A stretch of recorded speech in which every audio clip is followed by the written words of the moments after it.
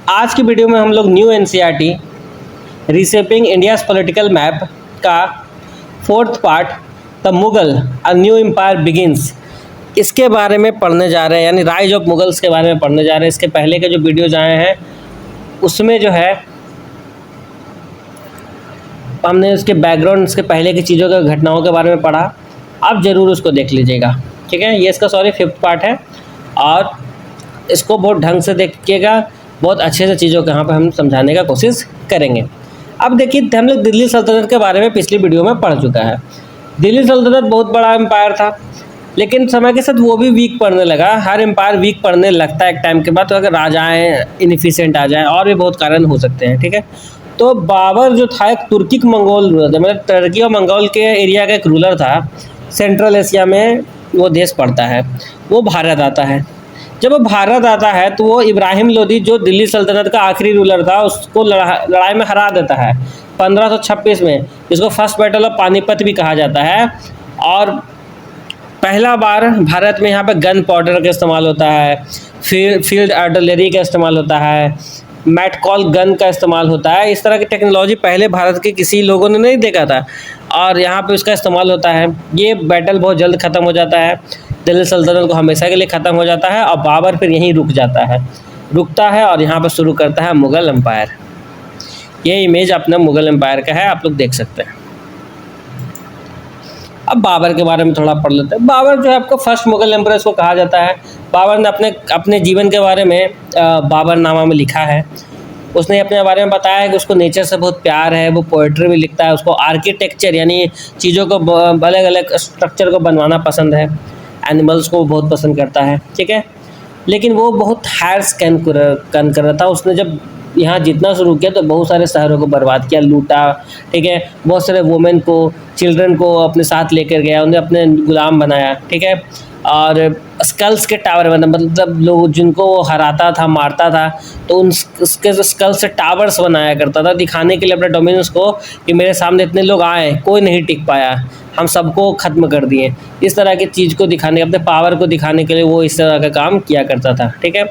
अब बाबर जो है भारत के बारे में क्या सोचता था, तो जब बाबर यहाँ था तो स्टार्टिंग में उसे सेंट्रल एशिया अपने घर के बारे में ज़्यादा बहुत याद आता था। वो इंडिया को बहुत स्ट्रेंज पाया, मतलब उसको ये पसंद नहीं आ रहा था, ठीक है। उसने कहा कि, लेकिन बाद में वो चीज़ बदला।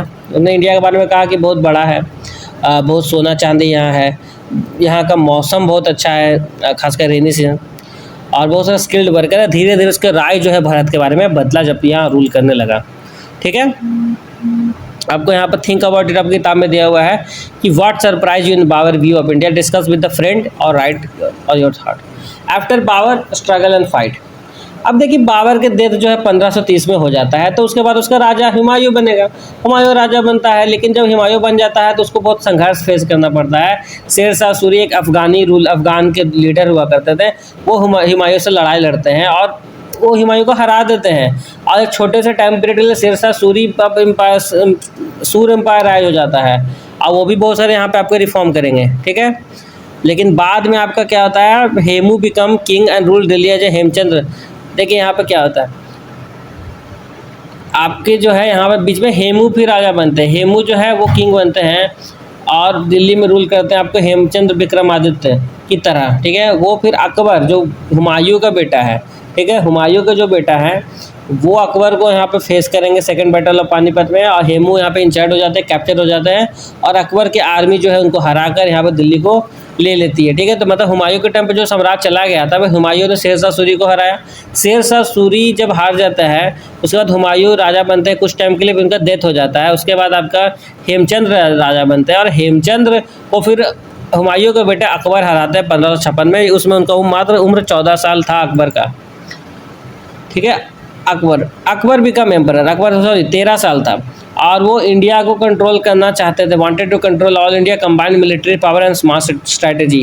तो ये सारे चीज़ जो है वो उन्होंने बहुत बड़ा रूल वो फैलाएंगे, ठीक है। अब देखिए, अकबर के रूल को हम लोग समझने की कोशिश करते हैं। मुग़ल एम्पायर का सबसे बड़ा किंग जो है अकबर को माना जाता था।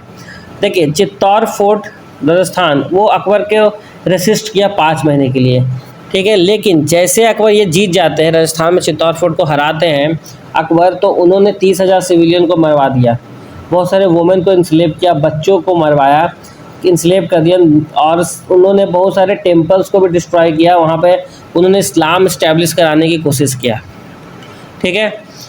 उसमें राजपूत वुमेन जो है जौहर करना ज़्यादा किया, उनको करना पड़ता है। जौहर क्या है, एक्चुअली जब राजपूत युद्ध को हार जाते थे तो उनको वुमेन को कैप्चर कर लिया जाता था, रेप जैसी घटनाएं बहुत वहाँ बढ़ गया था।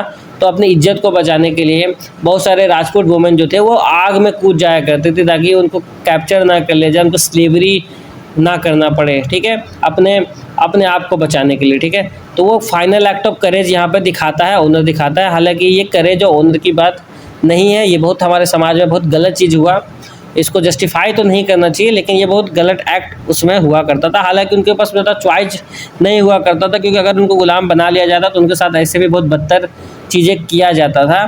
तो दोनों चीज़ यहाँ पर गलत था। बहुत सारे वुमेन जो है चित्तौड़ में जौहर कमिट किए जब अकबर यहाँ पर जीत जाते हैं। अब देखिए अकबर का क्या स्ट्रैटेजी था अपने एम्पायर को एक्सपैंड करने के लिए। उनका ऐसा मानना था king should always try to win more land. Simple सी बात उनका कहना था कि अपने राज्य को बढ़ाना है तो जमीन जीतते जाओ, लड़ाई लड़ो, जीतते जाओ। तो सिंपल सा बात है ना, आप जितने बड़े राज्य के रूलर बनेंगे आपको उतना फ़ायदा, उतना आपको टैक्स मिलेगा, उतना ज़्यादा आपका डोमिनेंस होगा। तो कोई भी चाहेगा ज़्यादा से ज़्यादा वो अपना लैंड को जीतना। तो उसके लिए उन्होंने डिप्लोमेसी का भी सहारा लिया। ऐसा नहीं खाली लड़ाइयाँ लड़ी, उन्होंने राजपूत प्रिंसेस से शादी भी की। शादी की ताकि राजपूत अलायंस बना सके, मतलब मान लो राजस्थान किसी रूलर से शादी कर लिए, अब राजस्थान का एरिया भी अकबर के अंडर में आ गया। तो इस तरह की चीज़ें होते थे। और हिंदू ऑफिशियल, मतलब अब अलग अलग जगह पर, हर जगह अकबर जगह तो रूल करेगा नहीं, वो तो एक ही जगह बैठेगा। तो अलग अलग जगह उन्होंने हिंदू ऑफिशियल को भी अपॉइंट किया ताकि उनको साथ एक डोमिनेंस भी बना रहे उस साम्राज्य में, और उनको लगे कि आप अपने जगह को ही रूल कर रहे हैं।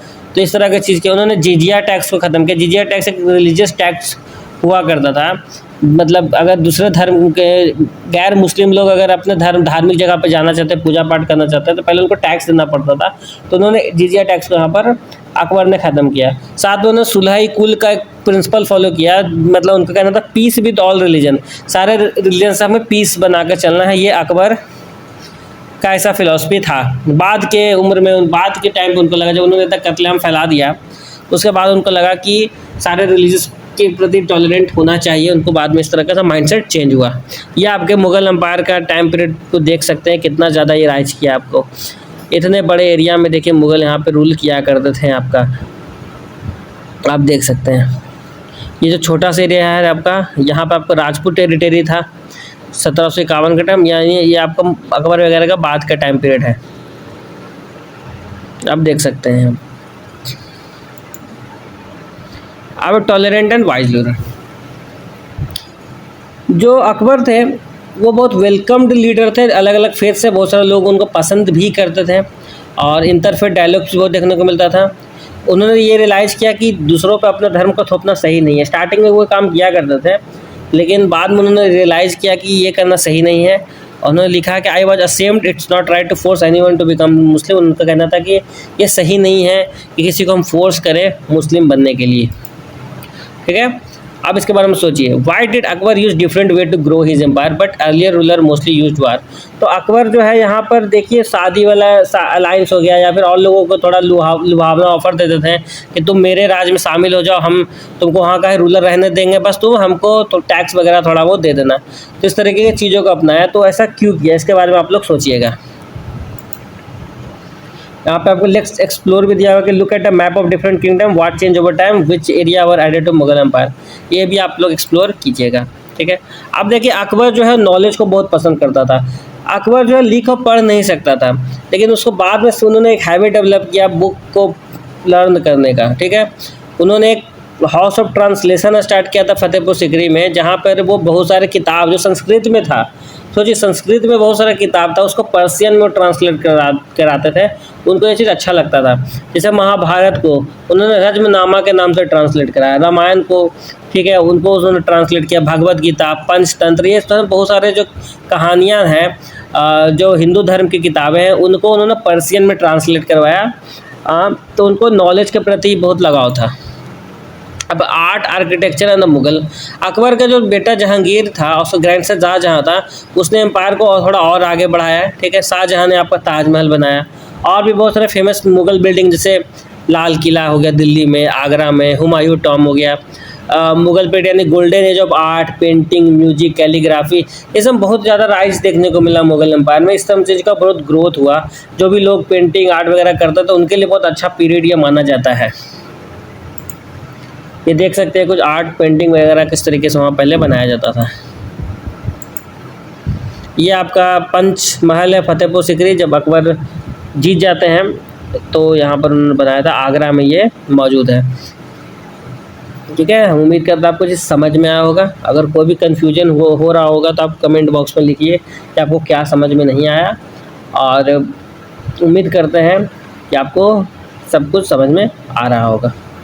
ज़रूर इसको लाइक कर दीजिए, शेयर कर दीजिए, सब्सक्राइब कर दीजिए। धन्यवाद।